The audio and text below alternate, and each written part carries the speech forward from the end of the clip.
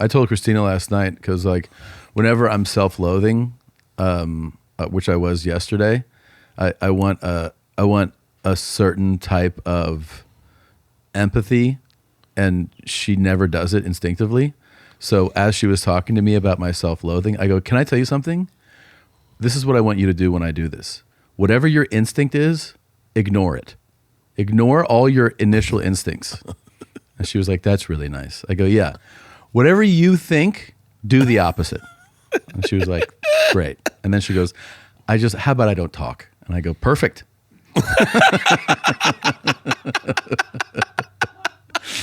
Yeah. Wait, what does your self-loathing look like? My self-loathing, because I feel like I always have, it varies, but like there's good days and bad days of like body issues. Do you know what I mean? Like there's days where I'm looking in the mirror and I feel good about myself, and then like it could be like 24 hours later and I don't. And I was just in that thing where I was just like, beating myself up. Yeah. And she was just like, "What do you think?" I go, "You're not my fucking psychoanalyst, okay? Like, I don't want you to do this." And she's like, "I don't know what to do." I go, "Just do the opposite of what you think you should do." Yeah. What triggers those body issues? Because I deal with them too, and I can't tell if. But that's the thing. What I told her is that it's like almost the exact conversation. I think that my body issues are not necessarily spawned by a certain type of trigger. It's like, here's what I can relate it to that I think will make a lot of sense to you. You know how when you're on tour, you never feel this way about like your act. What happens is you go like this. You have days where you're like, I feel fucking great about what I'm doing. Like you like what you're doing. And then there's the days where you're just like, man, like you're full of self-doubt and you're just kind of like self-critical. I suck. And you know what I mean? Like that. And I feel like it's very much like that. It's not a constant thing. And there are peaks and valleys to it. And you probably could dive into like, well, but I just feel like it's like life in that it's not a constant. It's up and it's down. And so there's just, I don't sit in the self-loathing for for days. It's just like moments. It's moments that pass where you're like, it's so bizarre, I think, with body stuff, because it can literally be 24 hours apart. Like I can, it sounds probably like I have dysmorphia, but what I'm saying is like, you just feel good and you're like, you know what? You look good, buddy. Like you're, that kind of thing. And then I don't know, the next day you just catch an angle in a mirror or something. You're like, oh, fuck, I look like shit. Yeah. And then when I do that, what I don't like is when I do that and it gets negated by whoever is around. I'm just like, don't fucking make me feel like I'm not, it's not a valid critique of myself, Yeah. Which they're probably just being helpful and nice, but I'm just like, don't you fucking do that to me. So it's just like, it's not positive self-talking, right? And I try not to sit in it. I don't like to do, I'm not saying it in this poor me way. It's more like I'm just not happy with what I'm seeing, if that makes sense. No, I feel like I was more confident about my body when I was massively obese than now. But do you think you were tricking yourself? Like, were you delusional, or were you just? I think I was delusional. I think I'm crazy. I actually think I'm crazy, like for real. Like I was telling someone, if I was me on like a Viking longship or like trying to cross the Northwest Passage in the 1700s, they'd be like, that guy on the boat is out of his fucking mind. Yeah, like there's no way they'd be like, no, he's neurodivergent. They would be like, and so I have issues with my body now that I go.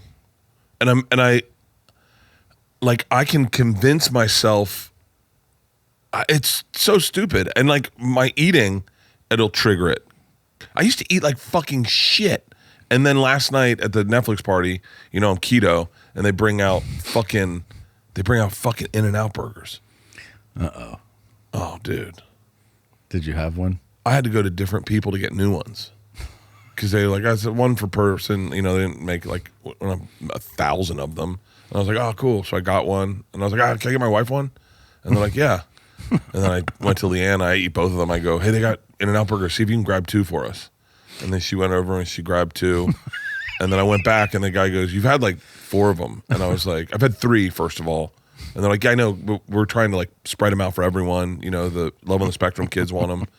And I was like, yeah. And so I went to this other person and they're like, In-N-Out Burger? And I was like, oh yeah, can I get one for my wife? And they're like, and then I woke up this morning going, what did I do? Like, and if I drink enough or smoke enough weed, I forget that I did it. Well, that's good. And then, dude, I'm smoking weed before I go to bed, like almost like Michael Jackson did fentanyl. Propofol? Like, yeah. Propofol. I'm hitting a vape pen like 4 or 5 times and then getting in bed and racing it to sleep. And then I sleep amazingly. Yeah. That's good. That's good. Yeah. I mean, I don't know. Also, I should say that like with Christina in particular, like she's always just trying to help me when I do that stuff. It's me just being not wanting to hear it, you know? Yeah. I wish I had like I know I have it. I know I can find it. I know I had it. But like I saw these chicks come out when we were in Vegas. Yeah. Weren't we just in Vegas? Yes. Yeah. When we were in Vegas, I saw these chicks come out of the elevator, really like maybe 400 pounds. Nice. Bikinis. Yeah, people really don't give a fuck, especially in Vegas. I was like, how did the fuck? I want that. Like, I want that confidence. That blinding confidence where you're like, this shit fucking slaps, baby. Like, I don't know, man. I mean, I don't know. I should say that, you know, I have gotten good at some self-talk in those things too. Because like, you know what I end up doing, man, when I feel I end up trying to remember that like, how would you talk to somebody that you cared about or like one of your kids? And so I do actually do it. I practice the exercise and I'll be like, you know what? Like, you might not look the way you want to look, but like you're putting in effort. It's improving. You should be happy that you're focused and like making real effort and you're making progress. And it might not be the progress with which you want it to happen. And you know, so like I try to like self-talk. And then of course, inevitably at some point I'll just be like, oh, who you kidding, you fucking loser, fat piece of shit. But there's moments of like uplifting self-talk that I think is helpful too.